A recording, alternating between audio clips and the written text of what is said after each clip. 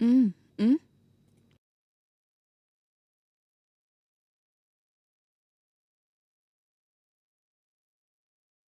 तुम्ही आलात? अरे ये ना. अश्विनी, हा हां? माझा मित्र प्रसाद आहे. ओह, हॅलो. हॅलो. या, बसा ना. बस ना. हं. मी काही नाश्ता घेऊन येऊ? अगं ही काय विचारायची गोष्ट आहे. लवकर आण ना. हो, हो, ठीक आहे. काय यार, पहिल्यांदा माझ्या घरी येतोयस. घर कसं वाटतंय? खूपच सुंदर आहे यार.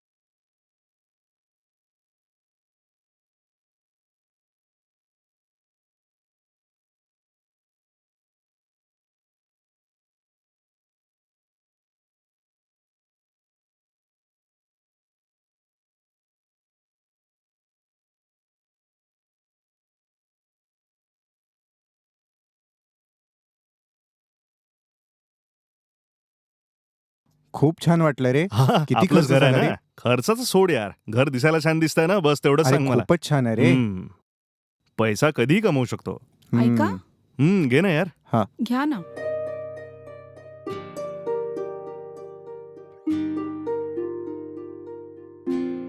कोल्ड्रिंक तर खूप छान आहे.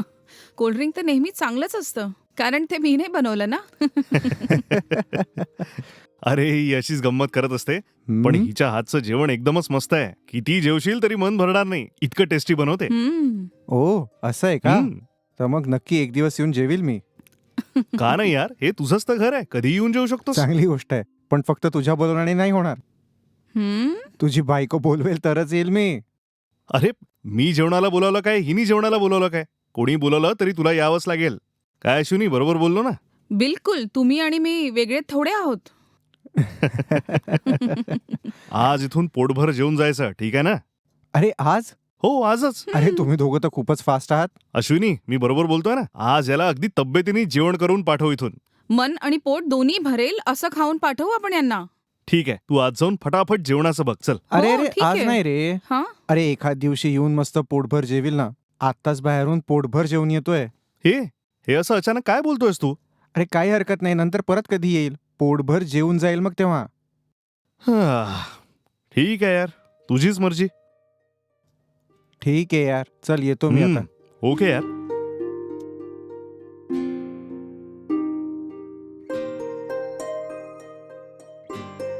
सांभाळून जाशील. ठीक आहे ठीक आहे.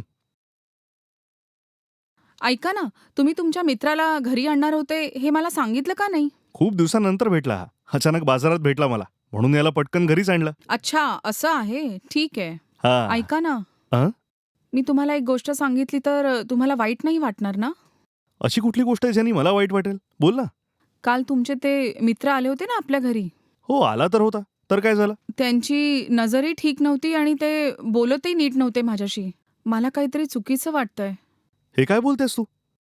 मला तर काही चुकीचं वाटलं नाही. सांग ना, काही चूक वाटलं का तुला? हो, ते जेव्हाही माझ्याकडे बघून बोलत होते, असं काहीतरी विचित्रच वाटत होतं मला. इतक्या घाणेरड्या नजरेने बघत होते मला ते. बोलायची पद्धत पण काहीतरी विचित्र आहे. आज नंतर त्यांना घरी कधी आणू नका. उगीच त्याच्याबद्दल चुकीचं काही बोलू नकोस. आता तू झोपून जा.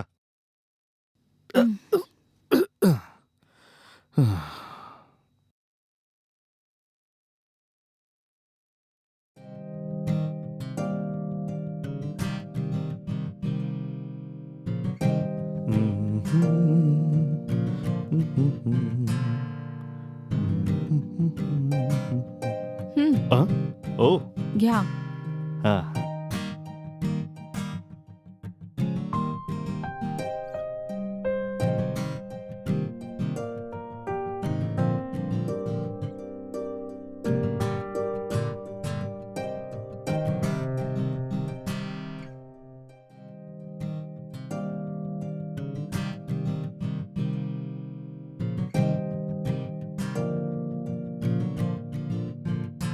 हम्म? हम्म. आवडलं तुम्हाला? हम्म. ओके डिअर, ऑफिसला जाऊन येतो. ठीक आहे, आरामात जाऊन या. बाय. बाय.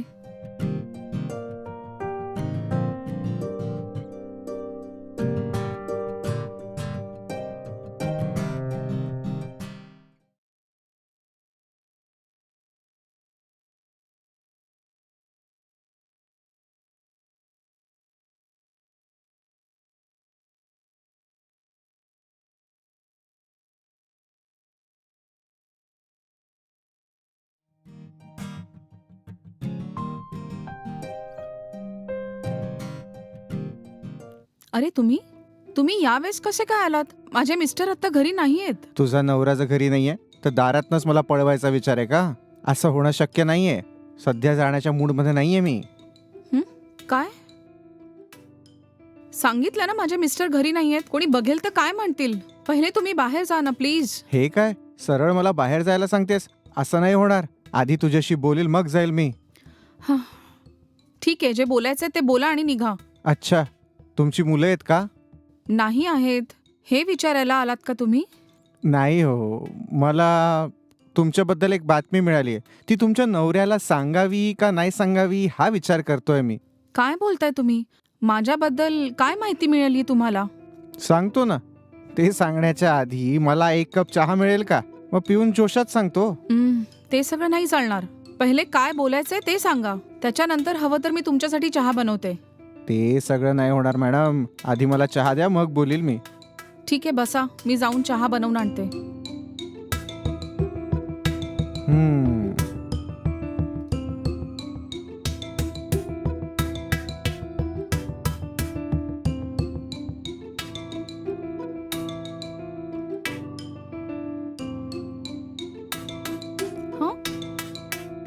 तुम्ही जाऊन हॉलमध्ये बसा ना, मी तिथेच चहा घेऊन येते.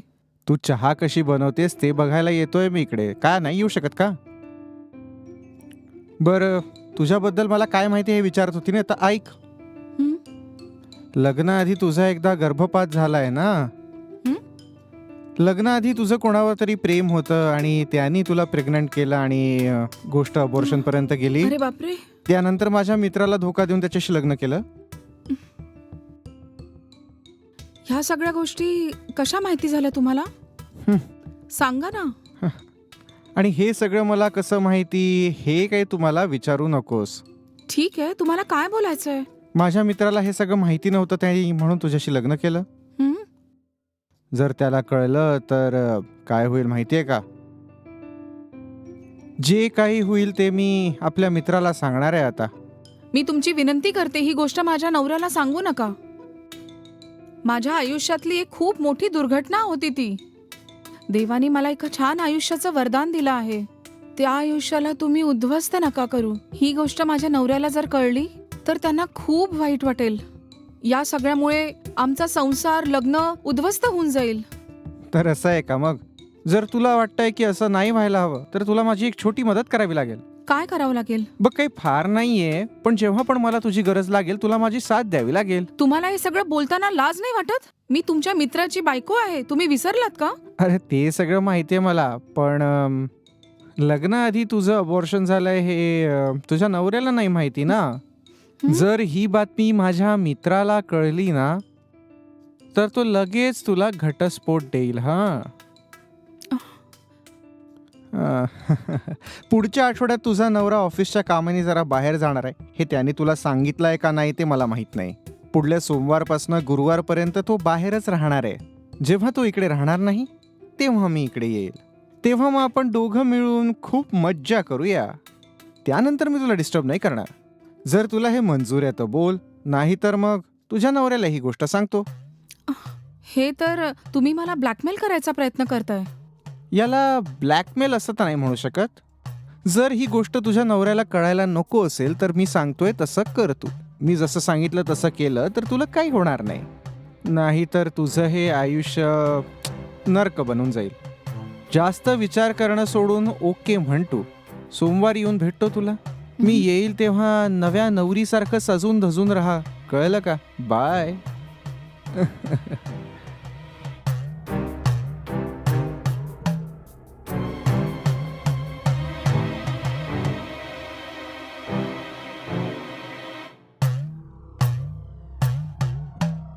अश्विनी, सांगा तुला ना. एक सांगायचं राहिलं. ऑफिसच्या कामानी मी 5 दिवसांसाठी बाहेर चाललोय. तू आपली काळजी घे, ठीक आहे? काय आहे हे? शेवटच्या क्षणात तुम्ही सांगाल तर कसं होईल? अ, नाही अश्विनी. अचानक मॅनेजरनी फोन करून सांगितलं की नागपूरला जायचं आहे मला. आता मी त्यांचं बोलणं टाळूही नाही शकत अश्विनी. ठीक आहे, सांभाळून जाऊन याल. हं. हं. हां, अश्विनी, हां, मी चाललोय पण तू घरी सांभाळून राहा. मी सांभाळून घेईल. तुम्ही आरामात जाऊन या. बाय. बाय.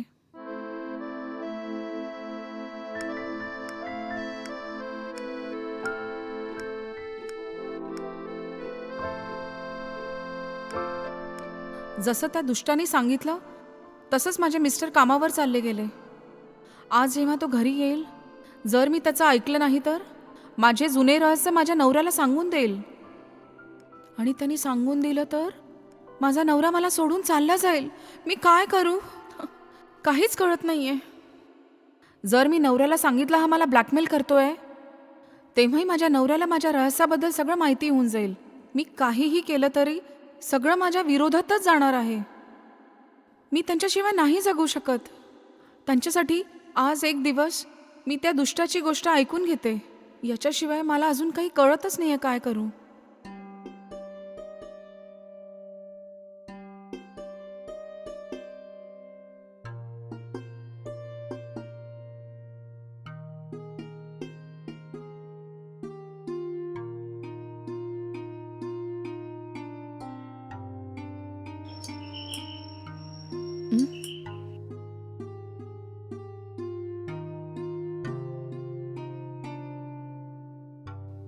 हां, अरे तुम्ही या वेळेस आलात? कामानिमित्ताने बाहेरगावी जाणार होते सांगितलं ना? तुम्ही गेला नाहीत? नाही, मी नाही गेलो. अ,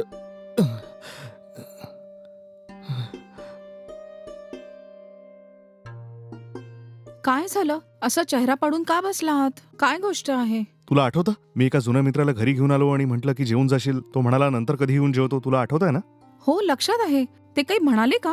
तो आजच वारला. हां, काय झालं? काय बोलताय तुम्ही हे? तसं आज मी सकाळी घरून ऑफिससाठी निघालो. अचानक मला एक फोन आला. आज सकाळी 6 वाजता त्याला हार्ट अटॅक आला आणि तो सकाळीच वारला. मी लगेच ऑफिसमधून त्याच्या घरी गेलो आणि सगळ्या विधी आटपून सरळ घरीच आलो.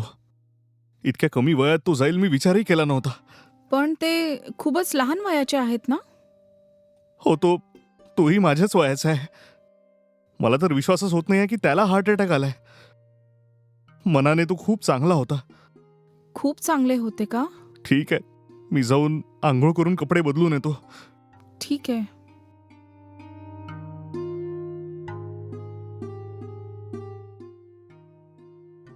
एका क्षणासाठी तर मला असं वाटलं की यांना सगळं काही माहिती झालं.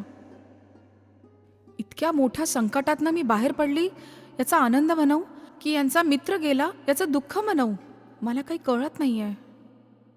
पण माझ्या हिशोबाने देवाने मला एका नवीन आयुष्याचं वरदान दिलं आहे.